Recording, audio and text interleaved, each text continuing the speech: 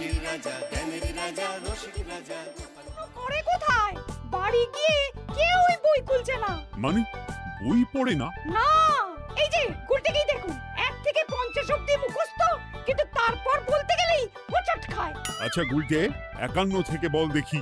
51, 52, 53, 54, 55, 56, 57, 58, 59, 60, 61। 57, 59, 60, সেগুলো আবার কি? 61 আগে তো 60 হবে। 41 এর আগে যেমন 40 হয়, 31 এর আগে যেমন 30 হয়। তুই কি নতুন করে বই লিখছিস নাকি সংখ্যা আবিষ্কার করছিস? না, বই পড়তে ভালো লাগে না। পণ্ডিত, এদের মা বাবাকে ডেকে বোঝাও, শুধু ঘুরে বেড়ালে চলবে, পড়াশোনা করতে হবে তো। আচ্ছা মহারাজ, আপনি যখন এত করে বলছেন, এবার থেকে আমরা মন দিয়ে পড়াশোনা করব। হ্যাঁ,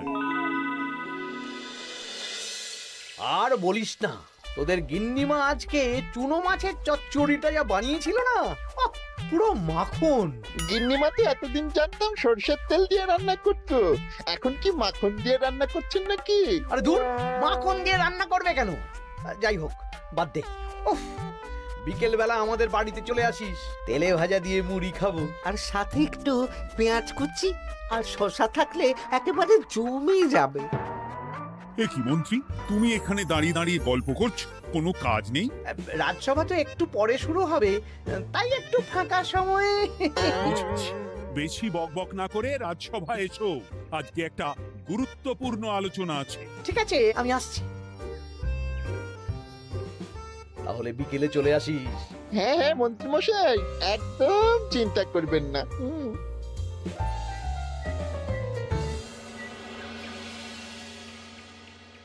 রাজ্যটা তো রসাতলে চলে যাচ্ছে, বাচ্চারা পড়াশুনো করছে না, বড়রা গল্প গুজব করে আড্ডা দিয়ে কাটাচ্ছে। কি করা যায় কিছুই তো বোঝা যাচ্ছে না। কে গল্প গুজব করে আড্ডা দিচ্ছে মহারাজ? কে আবার? আমাদের মন্ত্রী। আমি নিজের চোখে একটু আগেই দেখলাম, বটা ঘটার সাথে সকাল সকাল গল্প জুড়েছে। তাহলে এটা বোঝা যাচ্ছে যে মন্ত্রী মশাইয়ের তেমন কাজ নেই, আর কাজ যখন নেই তখন মন্ত্রী মশাইকে রাজসভায় রাখারও দরকার নেই। হ্যাঁ মহারাজ, গোপাল এটা ঠিক কথা বলেছে। মন্ত্রী মশাই তো কাজের মধ্যে দুটো জিনিসই করেন, অকাজ আর কুকাজ। একদম বাজে কথা বলবে না। গোপালের কথা শুনে এখন আমার নিন্দা শুরু করেছো, তাই না? এই থামো থামো থামো থামো, আমাদের রাজ্যের উন্নতির জন্য একটা সমাধান করা দরকার। এই সময় নষ্ট করা বন্ধ করতে হবে। তাহলে মহারাজ, সবাইকে ফাঁকা সময়ে বই পড়তে হবে, পড়াশোনার মধ্যে থাকতে হবে, কারণ জানার কোনো শেষ নেই। তাহলে কি করা যায় বলো তো গোপাল? আমাদের রাজবাড়ির যে গ্রন্থাগার আছে সেটা তো বহু বছর ধরেই বন্ধ, ওটা খোলার ব্যবস্থা করুন মহারাজ। হ্যাঁ মন্ত্রী, তুমি নিজ দায়িত্বে গ্রন্থাগার খোলার ব্যবস্থা করো। অনেক দিন ধরে ধুলো ময়লা জমে আছে, সব পরিষ্কার করবে, আর পরিষ্কার হয়ে গেলে তোমরা সবাই গ্রন্থাগার থেকে বই নিয়ে পড়বে। বেশ।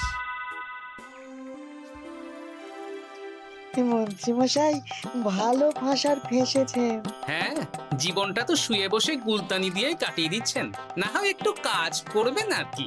আর হবে না গল্প গুজব, হবে না ঠাট্টা হাসি।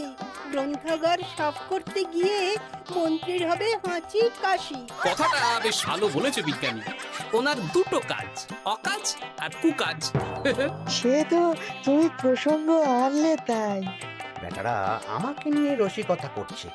এই গোপালের বড্ড বার বেড়েছে, এমন চাল চালবো যে কেঁদে কুল পাবে না।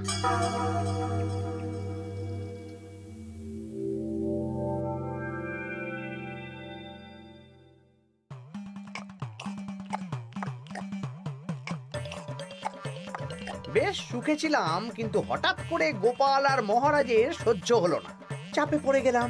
আমরা আপনাকে চাপমুক্ত করব, বলুন কি করতে হবে? আমি সব ভাবনা চিন্তা করে ফেলেছি, এখন তোদের আমার কথা মতন কাজ করতে হবে। আসতে পারি মন্ত্রী মশাই? হ্যাঁ, এসো এসো। ইনি তো চিত্রশিল্পী, এনাকে দিয়ে কি হবে? ইনিই তো আসল কাজ করবেন। শোনো, তা গোপালকে ভালো করে দেখে নিয়েছো তো? বিলক্ষণ। একটা পাতায় গোপালের ছবি আঁকতে হবে, ওপরে লেখা থাকবে কৃষ্ণনগরের ভবিষ্যৎ। কি গোপাল তো আপনার শত্রু, গোপালকে নিয়ে বই লিখতেন কেন? আমি বলছি, একটা পাতায় গোপালের একটা ছবি আঁকা হবে, যেখানে গোপালকে দৈত্য হিসেবে দেখানো হবে। বড় বড় দাঁত, বড় বড় কুলোর মতো কান। শোনো, নিচে একটু ফাঁকা রাখবে, যা লেখার আমি পরে লিখে দেব। আর আপনি মহারাজকে এই পাতাটা দেবেন? হ্যাঁ, আর বলবো যে গ্রন্থাগার পরিষ্কার করতে গিয়ে এই পুরনো পাতাটা পেলাম, তবে অনেক খুঁজেও বইয়ের বাকি অংশ কিচ্ছু পেলাম না মহারাজ। মহারাজ ওখানে দৈত্য বেশি গোপালকে দেখে ভাববেন রাজ্যের বড় বিপদ আসতে পারে, আর গোপালকে কোনো কারণ ছাড়াই তাড়িয়ে দেবেন। একদম তাই। কিন্তু একটা সমস্যা আছে। আবার কি সমস্যা? পুরনো পাতা বোঝাবেন কি করে? ছবি আঁকা হয়ে গেলে পাতাটা দুদিন রোদে ফেলে রাখবো, তারপর পাতার ধারগুলো একটু আঁকা বাঁকা করে কেটে দেব, সাথে আগুনের হালকা তাপ দিলে সাদা পাতা খুব তাড়াতাড়ি পুরনো দেখাবে। এটা ঠিক বলেছেন। আচ্ছা চিত্রশিল্পী, তাড়াতাড়ি ছবি এঁকে ফেলো। আমি কালকে সকালেই দিয়ে দেব। বেশ বেশ। আর বটা ঘটা, তোদের কালকে থেকে একটু আমার সাথে হাতে হাতে কাজ করতে হবে। হ্যাঁ, সে আমরা আপনার সুখে দুঃখে পাশে থাকবো।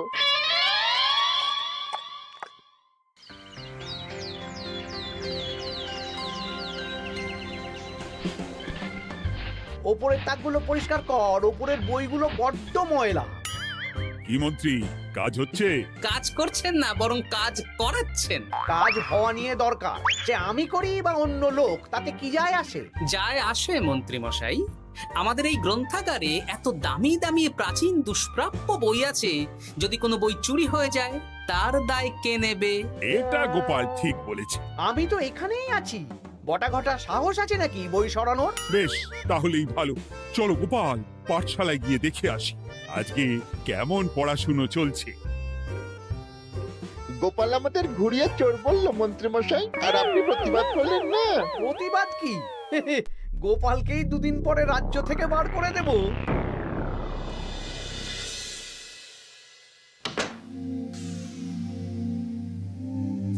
মন্ত্রীমশাই, ছবি আঁকা হয়ে গেছে। কই দেখি দেখি দেখি। বাস, এই তো চাই। এই ছবি দেখে মহারাজ চমকে যাবে।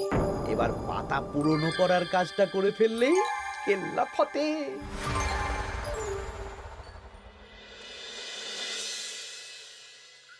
তা মন্ত্রী, গ্রন্থাগার পরিষ্কার করার কাজ শেষ? হ্যাঁ মহারাজ, তবে তবে কি? একটা পুরনো বইয়ের পাতা পেলাম। কি? এই এই দেখুন মহারাজ, আচ্ছা দেখি। অনেক পুরনো বইয়ের পাতা। একই মহারাজ, আপনি আমার দিকে তাকাচ্ছেন কেন? ওরে বাবারে, এই পাতায় কি লেখা আছে? পড়ছি, কৃষ্ণনগরে এক নবরূপী দৈত্য জন্ম নেবে, যার নামের আদ্য অক্ষর গ। সে শুরুতে লোকজনের উপকার করবে, কিন্তু তার বয়সকালে তার আসল রূপ ফিরে আসবে। ওই ব্যক্তি আসলে মানুষ নয়, সে এক দৈত্য। সে থাকলে কৃষ্ণনগরে নেমে আসবে সর্বনাশ। কৃষ্ণনগরের মানুষদের ধরে সে খাবে। তার আসল রূপের চিত্র প্রদর্শিত করা হলো। কই দেখি মহারাজ। দেখো, সত্যি তো, এই দৈত্যকে একদম গোপালের মতন দেখতে।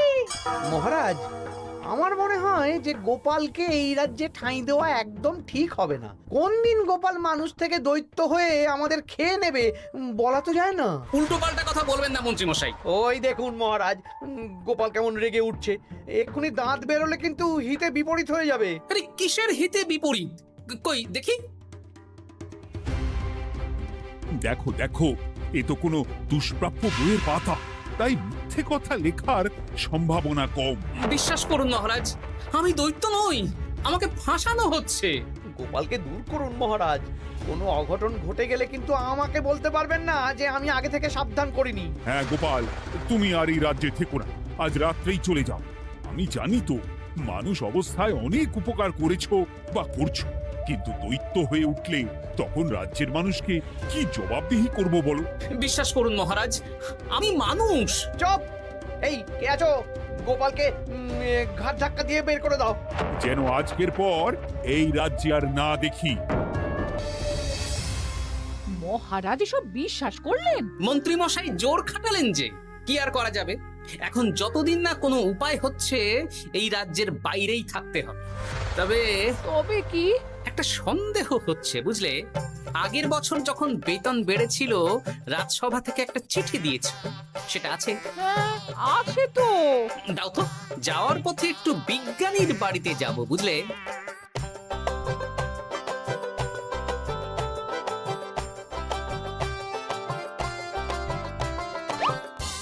এবার চলো। আমিও বুঝতে পারছি গোপাল, এটা গভীর ষড়যন্ত্র। শোনো, তুমি একটা কাজ করো। ওই পাতার লেখাটা দেখে আমার মনে হলো হাতের লেখাটা খুব চেনা চেনা। তুমি একবার এই চিঠিটার সাথে মিলিয়ে দেখো তো। মন্ত্রী মশাইয়ের হাতে লেখা চিঠি। বেশ, আমি তাহলে কায়দা করে পাতাটা নিয়ে এসে পরীক্ষা করব। তা কোথায় থাকবে এখন? কদিন ওই শ্বশুর বাড়ি, আর আমি তোমার সাথে দেখা করার জন্য রোজ রাতে আসবো। বেশ।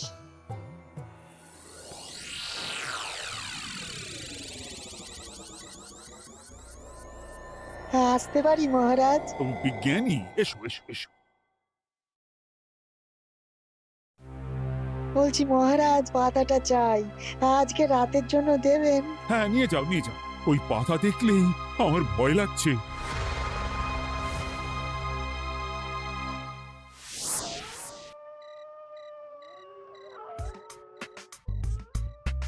এ তো হাতের লেখা হুবহু এক। একদম মিলে যাচ্ছে। তার মানে এই হাতের লেখা মন্ত্রী মশাইয়ের, আর এই বই রোদে ফেলে রেখে হলুদ করা হয়েছে। আসতে পারি বিজ্ঞানী? এ কি, এ কে তুমি?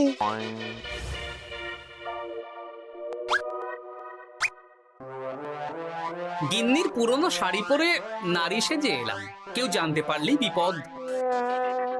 এ কোনো বিপদ নেই, তোমাকে মন্ত্রী মশাই ফাঁসিয়েছেন। ওনারই হাতের লেখা, আর ওটা রোদে ফেলে আর উষ্ণ তাপে রেখে পাতা হলুদ করা হয়েছে। জানতাম এইরকমই কিছু একটা হবে। তাহলে কালকে সকালেই রাজসভায় সব খোলসা করে দিই। না না, তার আগে মন্ত্রী মশাইকে একটু নাচাবো। কিভাবে? আমি দৈত্য সাজবো আর মন্ত্রীকে ভয় দেখাবো। আগে বটাকে দেখাবো, তারপর ঘটাকে, শেষে মন্ত্রীকে। ভালো মজা হবে, আমি তোমার পাশে আছি। তাহলে তাহলে এখনই সাজগোজ করে ফেলি বুঝলে। তুমি একটা চাদর মুড়ি দিয়ে আমার সাথে বটা ঘটার বাড়িতে যাবে এখন। আচ্ছা।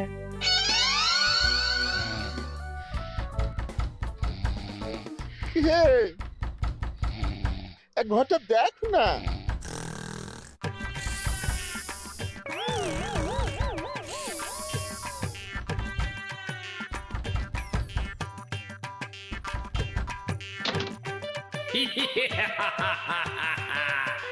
আমি তোকে খাবো, আমি দৈত্য গোপাল। বাবারে, আসল দায়িত্ব কি করে হয়ে গেলে? পালাই, এই ঘটা ওঠ। পালিয়ে কোথাও যেতে পারবি না, আমি তোকে খাবো। বাঁচাও বাঁচাও। কি হলো? বটা কোথায়? এ বটা, বটা, এ কি হলো তোর? কোথায় গেলি? দৈত্য গোপাল আমাকে ধরে নিয়ে যাচ্ছে। মানে এটা কি? আমি গোপাল দৈত্য। আজ রাতে বটাকে গলাদ্ধকরণী আমার ভোজন, কাল তোর পালা। ওরে বাবা রে, কি কাণ্ড! আমাকে খেও না। চুপ, আমি মানুষ। এবার বল, আমাকে ফাঁসানো হচ্ছিল কেন? বল। আমি কিছু জানি না, সব মন্ত্রী মশাইয়ের চক্রান্ত। আমাকে ছেড়ে দাও। এখন না, পরে ছাড়বো। শোনো বিজ্ঞানী, এখন এর মুখ হাত পা ভালো করে বেঁধে ফেলো দেখি। আমি এক্ষুনি বাঁচছি। আর ভোরবেলা একটা কাজ করতে হবে, আমার কয়েকটা নাতি নাতনিকে তোমার বাড়িতে নিয়ে আসবো, আর তারপর আচ্ছা, আমি এখন চললাম, দরজাটা ভালো করে বন্ধ রেখো।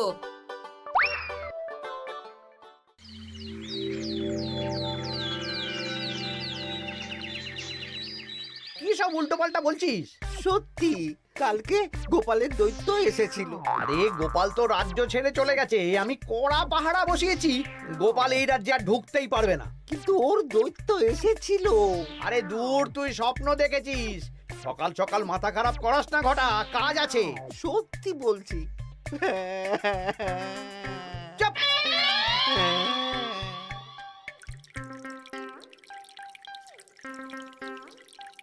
মহারাজ, আমি কানা ঘুষো খবর পেলাম বটাকে গোপাল দৈত্য কালকে রাতে তুলে নিয়ে গেছে। হ্যাঁ, আমিও তো তাই শুনলাম।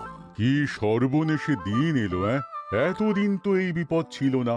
কালকে গোপালকে তাড়িয়ে দেওয়ার পরেই গোপাল দৈত্য হয়ে সব শুরু করলো নাকি? আরে দূর দূর, আরে গোপাল দৈত্য হবে কি করে? মানে তুমি তো ওই পাতাটা দেখিয়ে বললে। না মানে আমি বলতে চাইছি যে মহারাজ, গোপাল দৈত্য হয়ে এই রাজ্যে বিপদ আনতে পারে, কিন্তু সেটা তো এই রাজ্যে থাকাকালীন। এখন তো রাজ্যেই নেই, তাহলে আমি তো এর মাথা মুন্ডু কিছুই বুঝতে পারছি না। সর্বনাশ হয়ে গেছে মহারাজ। কি হলো পুটির বাবা? আজ সকালে গোপাল দাদার মতন দেখতে একটা দৈত্য এসেছিল আমাদের বাড়িতে, আর পুটি ট্যাপা পুচকে তুলে নিয়ে গেছে।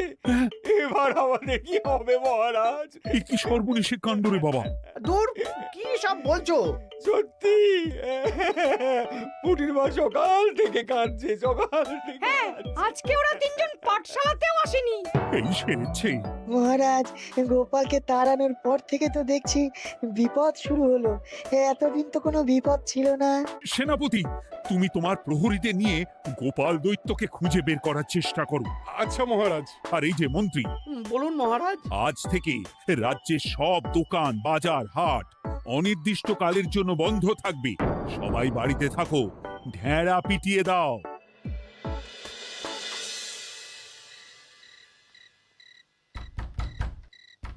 কে? আমি দরজা খুলবো না। এই দরজা খোলো। আমি আমি বিজ্ঞানী।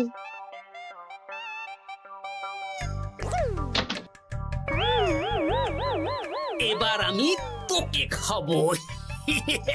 আমাকে ছেড়ে দাও, আমাকে ছেড়ে দাও, ছেড়ে দাও, আমাকে আমাকে ছেড়ে দাও। ছেড়ে না, ছিঁড়ে খাবো।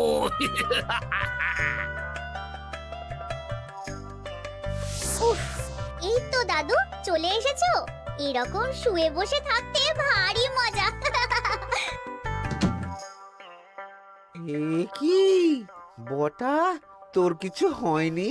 না না, কাল একটু ভয় পেয়েছিলাম। না, কিছু হবেও না। এই মন্ত্রীর সব চক্রান্ত ধরা পড়ে গেছে। আমি চাইলেই মহারাজের কাছে মন্ত্রীর নিজের হাতের লেখা বইয়ের ব্যাপারে বলতে পারতাম, কিন্তু আমি চাই মন্ত্রী মশাই নিজের মুখে নিজের দোষ স্বীকার করুক। আর সেটা করানোর দায়িত্ব তোর হাতে। আমি কি করব? কাল সকালে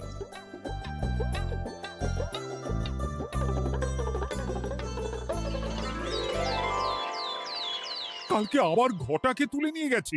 ও সেনাপতি, তুমি কি করছো? আমি তো দেখতে পাইনি গোপালকে। দূর! মহারাজ, মহারাজ, কি ঘটা, কি অবস্থা তোর? ও অনেক কষ্টে পালিয়ে এসেছি। গোপাল খেতে গিয়েও খায়নি আমাকে। মানে মানে ও বলছে আপনাকে খেতে চায়। গোপাল কি দৈত্য নাকি যে আমাকে খাবে? হ্যাঁ, ভয়ানক দৈত্য। এই তো আমি পাতাটা এনেছি, দেখো তো একবার। হ্যাঁ হ্যাঁ হ্যাঁ, এইরকম। ওরে বাবা, কি ভয়ানক! এই গোপালটা কি শুরু করেছে বলতো? গোপাল দৈত্য হবে কি করে? এই ছবির নিচের লেখাটা তো আমার, তুই জানিস না নাকি? না মানে কিছু না, কিছু না। তোমার লেখা মানে? না না, আমার লেখা না, মানে আমি খুঁজে পেয়েছি আর কি। আপনি সত্যি না বললে আমার কাছে কিছু প্রমাণও আছে মন্ত্রী মশাই, যে এই পাতার লেখাটা আপনার। হ্যাঁ, এটা মন্ত্রী মশাইয়ের লেখা, আমি সব জানি। এই তোকে বলতে বলেছি।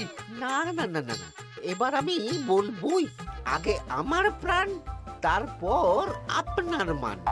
মন্ত্রী মশাই এই পাতাটা নিজে লিখেছেন আর গোপালের ওই ভয়ানক ছবি একজনকে দিয়ে আঁকিয়েছেন। রোদে রেখে ও আগুনে উষ্ণ তাপে পাতাটা হলুদ করেছেন আর ধারগুলো আঁকা বাঁকা করে কেটেছেন যাতে দেখে পুরনো মনে হয়। সব বাজে কথা। কোনো বাজে কথা না। এই দেখুন মহারাজ, মন্ত্রীর হাতের লেখা একটা চিঠি আর বইয়ের লেখা একদম এক।